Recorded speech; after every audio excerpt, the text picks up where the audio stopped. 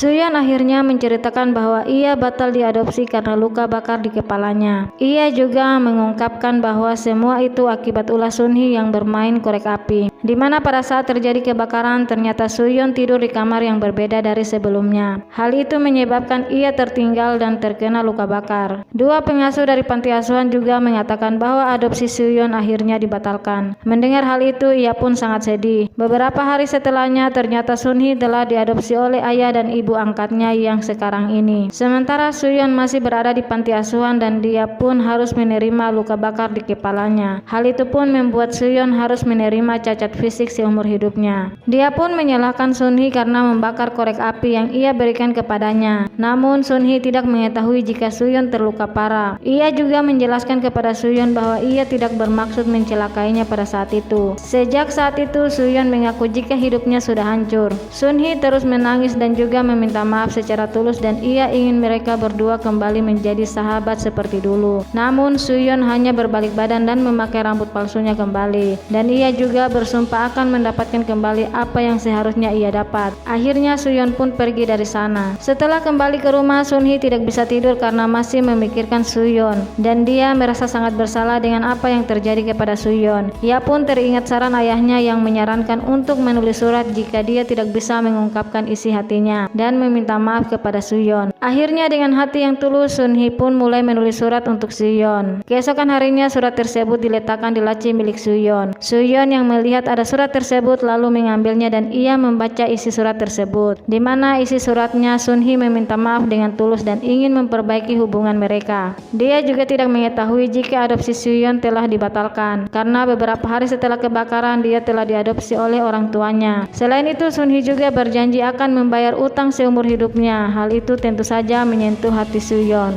Setelah membaca surat itu, tiba-tiba ada dua orang siswi memfitnah Sunhee dengan mengatakan bahwa mereka mendengar Suyeon sebenarnya memakai rambut palsu. Mendengar hal tersebut, Suyeon sangat marah dan tiba-tiba dua siswi tersebut sudah dipukuli oleh Suyeon. Ia juga memberi peringatan kepada mereka agar tidak mengganggu dan tidak berbuat macam-macam kepada Sunhee. Saat hendak pulang, Suyeon mengucapkan terima kasih kepada Sunhee atas surat yang telah ia berikan. Tentu saja hal itu membuat Sunhee sangat senang. Namun saat dalam perjalanan pulang, tiba-tiba Suyeon dihadang oleh dua orang pria dan Suyeon dipukuli oleh orang-orang tersebut. Ternyata mereka adalah teman dari dua siswi yang Suyeon pukul tadi. Namun saat Suyeon sudah tidak berdaya, tiba-tiba Kyung-ho datang dan langsung menghajar mereka. Salah satu di antara mereka mengira bahwa Kyung-ho adalah pacar Suyeon. Namun ternyata Kyung-ho tidak mempermasalahkan hal tersebut. Dia pun mencoba menghajar orang-orang itu hingga mereka kabur. Kyung-ho pun bertanya kepada Suyeon apakah pertemuan mereka merupakan takdir, karena pertanyaan dari Kyung-ho membuat Suyeon jatuh hati kepadanya. Namun tiba-tiba Yongwoo muncul dan berada di lokasi yang sama dengan mereka. Ketika mereka sedang berbincang, tiba-tiba terdengar suara mobil polisi datang. Kyung-ho langsung menggenggam tangan Suyeon dan mengajaknya untuk pergi dari sana. Keduanya terus berlari sambil berpegangan tangan. Kyung-ho dan Yongwoo juga mengantarkan Suyeon hingga tiba di depan rumahnya. Suyeon merasa malu dan langsung masuk ke dalam rumahnya. Keesokan harinya terlihat Sunhee, Kyung-ho dan juga Yongwoo sedang melakukan foto bersama. Terlihat Yongwoo sedang memotret Sunhee dan Kyung-ho. Setelah memotret mereka, Yongwoo juga ingin berfoto dengan Sunhee. Namun Kyung-ho berusaha untuk menghalanginya. Saat Sunhee menyuruh mereka untuk foto berdua, tiba-tiba Suyeon datang dengan antusias ingin membantunya. Ia pun langsung memotret mereka bertiga, namun tiba-tiba Suyeon meminta untuk difoto bersama Kyung-ho. Hal itu tentu saja membuat Kyung-ho tidak nyaman, tetapi mereka tetap melakukannya. Setelah pulang sekolah, Sunhee mengajak Suyeon untuk mampir ke rumahnya. Kedua orang tua Sunhee menyambut Suyeon dengan baik. Melihat keharmonisan keluarga Sunhee, Suyeon merasa iri dan menganggap bahwa Sunhee mempunyai keluarga yang sangat sempurna dan penuh kasih sayang. Ia merasa bahwa seharusnya dia yang berada di posisi Sunhee sekarang ini. Mereka pun menikmati makan malam bersama. Setelah makan, Suyeon pun berpamitan untuk pulang. Akan tetapi Sunhee memintanya untuk bermalam di rumahnya. Namun Suyeon memilih untuk pulang. Ia pun akhirnya pergi meninggalkan rumah Sunhee. Dan di saat bersamaan, ayah Sunhee melihat upaya anaknya untuk berteman dekat dengan Suyeon. Akhirnya ia ingin mengajak Suyeon dan Sunhee berlibur bersama suatu saat nanti. Tentu saja hal itu membuat Sunhee sangat senang.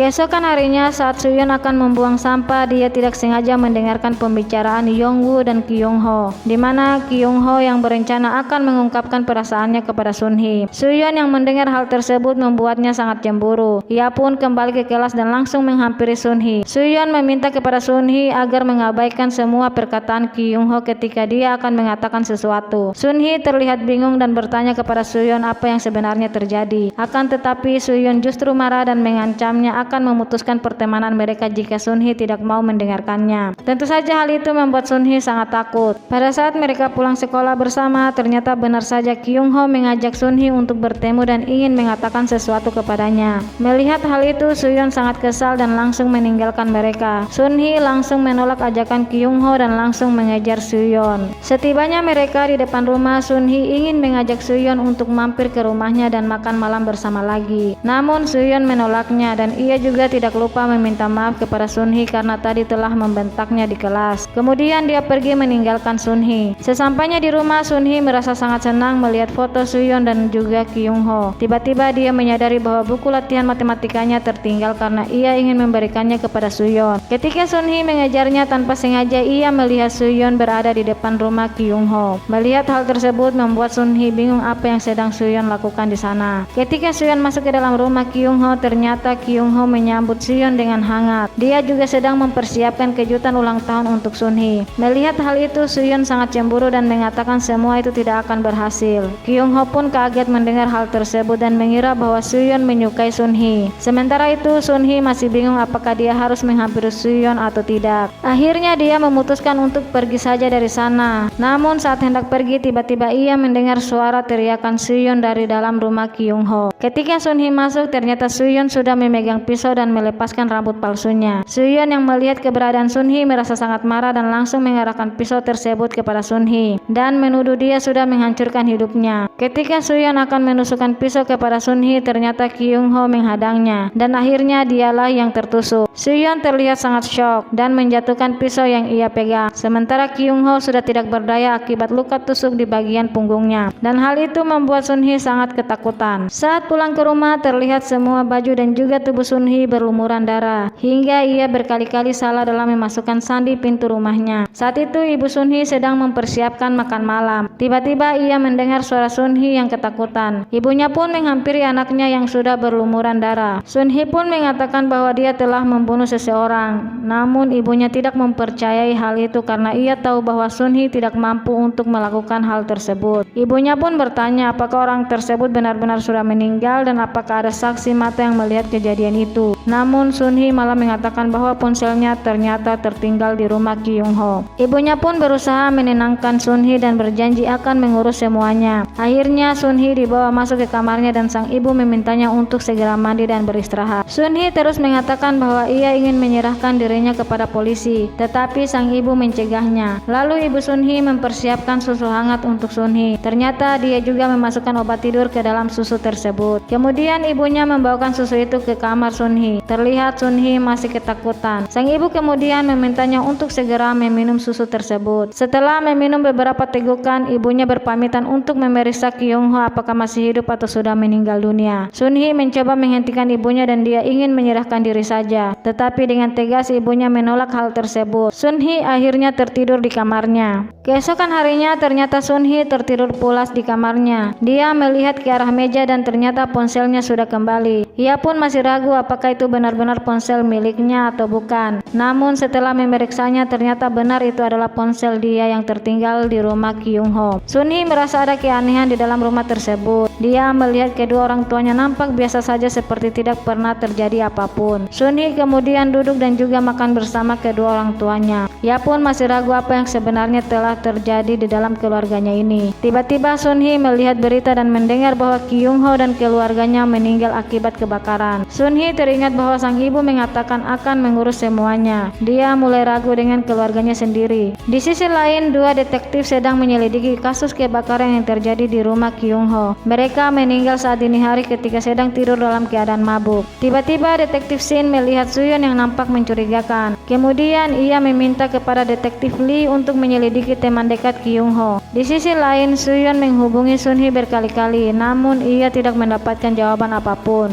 Ternyata Sun Hee tengah mengurung diri di kamarnya. Dia masih tetap terlihat sangat ketakutan. Akhirnya Suyeon pun datang ke rumah Sunhee dan mencoba untuk menghubunginya kembali.